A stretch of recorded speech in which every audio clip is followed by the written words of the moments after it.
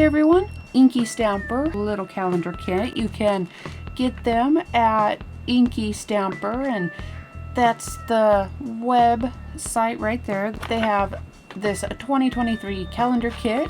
All of the coloring parts and the paper pieces are InkyStamper, and the kit has this stand. That's the word I was looking for. The stand for your calendar. That is a Jolie stand. Goes together like the Christmas trees from last month's mixed media kit. So they just slide together. I'm not going to put mine together yet.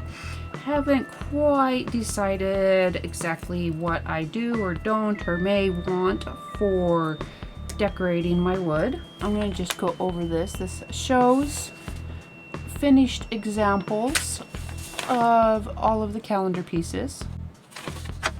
Like that. Alright, I got interrupted. I think what I was about to say was each of the little, or the 12 different images are individually packaged. I mean, I assume you can probably mix and match however you want. I don't think that there's necessarily any rules, but they do have it put together, since it is a kit, to go with their examples. This is on white cardstock. I believe it is just plain old white cardstock.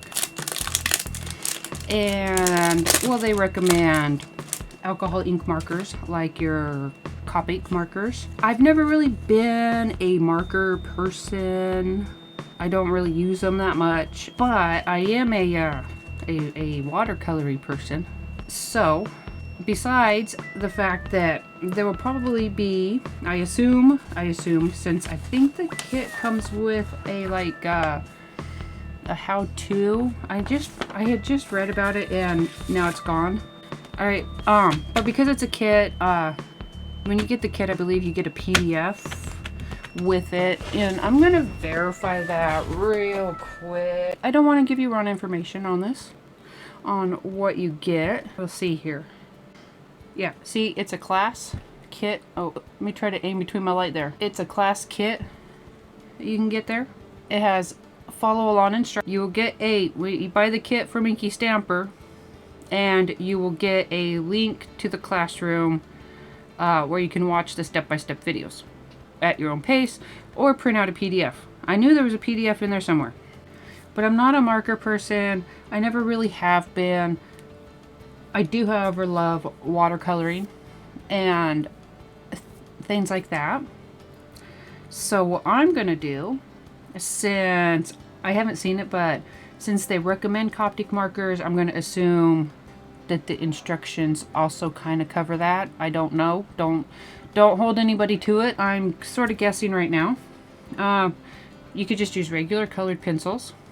Go grab up your kids' crayons if they have any of those. Really a lot of limitless options here for coloring in your little pieces however you see fit. Back to what I'm thinking for my coloring. I love my Workable Fixatif. I lost track of it there for a minute. So what I'm gonna do is, fortunately the kit has pictures, and I'll be able to put it back together right, because I'm going to take it all out. Well, I'm gonna lay it out on a tray. Some silicone mats I have here, and I am going to lay out all of the pieces that I want to color in so that I can go give them a coating of Workable Fixatif. You could coat them all with some gesso, but I also like my Workable Fixatif because it is not a wet medium. It is not going to soak into the paper, warp the paper as a wet medium may. And it's, well, it's a spray, so faster. So I'm just gonna lay these out and go take them out and spray them because I want to use some watercolor pencils on there.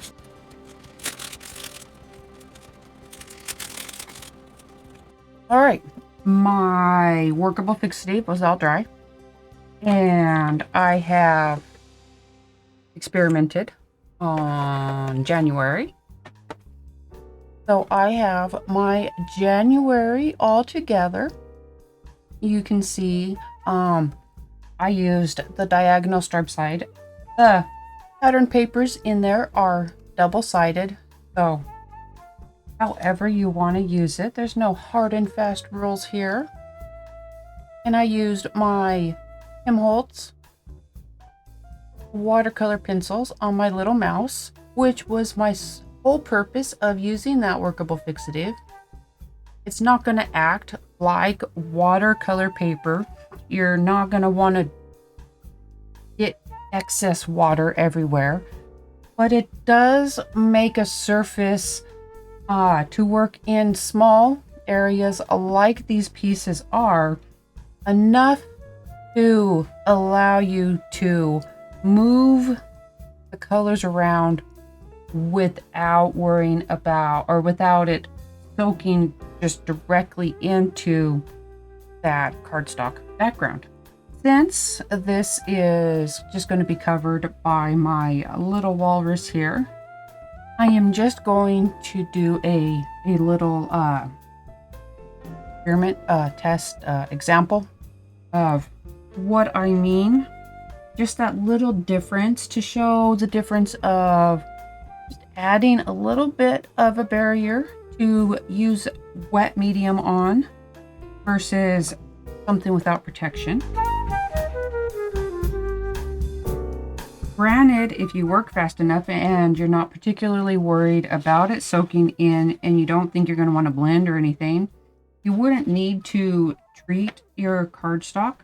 So you can see that just soaks right on in.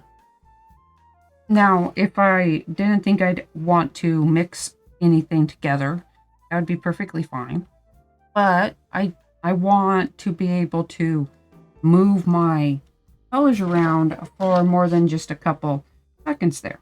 The difference on that is, I will show you here. Let me just start coloring in this walrus.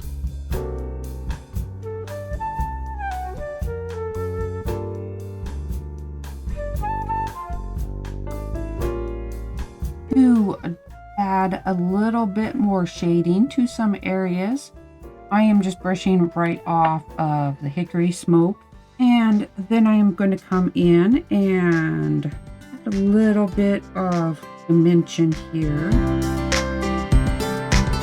Because I put that Workable Fixatif on, it allows my colors to stay on the surface, and I am able to blend and lift and move in a way that I wouldn't be able to if this did not have a protective coating on it.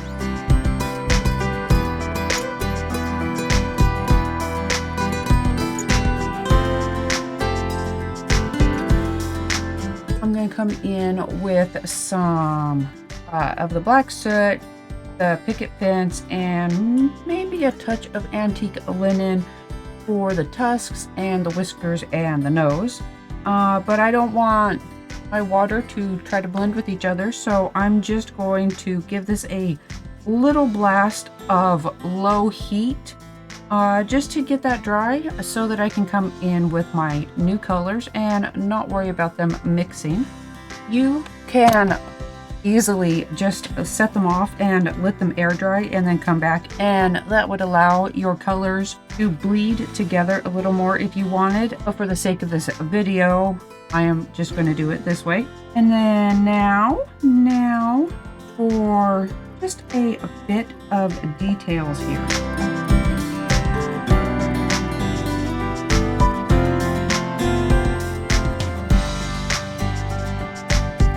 My walrus is done, and I actually took the little heart for February out with me when I sprayed my other pieces, so that I would be able to maybe add a little bit of layering, a little bit more dimension to kind of give my little heart here a 3D look.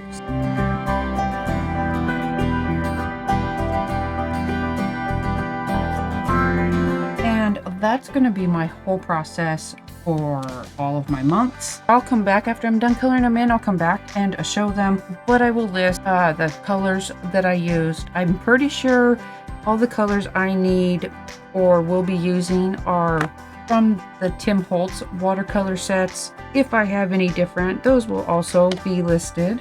When you're done, layer them up and glue them on and add them to your calendar piece and move on to the next month. For my stand for this, I am just going to add a little bit of wood glue and put it together, and then I'm going to gesso it and let that dry, and then start on my colors, color layer. It's all the same color, just I'm going to mix up a few mediums on it. My gesso is all dry because I kind of have two paints planned. So my first layer is going to be some Tina Wakely Tangerine acrylic paint. It was in October 2020's mixed media kit. Oh, and that was my other thing to go with it. Maybe Tangerine glossy spray. Gonna see how everything works together, since this is an acrylic spray, so it will dry permanent. From April's mixed media kit, last year's April mixed media kit, I guess I should say now. I'm just going to coat it in this tangerine. See how that's looking. This is from my stash, but it's in a gloss enamel paint. I'm going to kind of see how that looks. Maybe compare it to the gloss spray. See how things go. But get those layers on and then let that paint dry, or those paints dry, spray dry. Something's going to dry.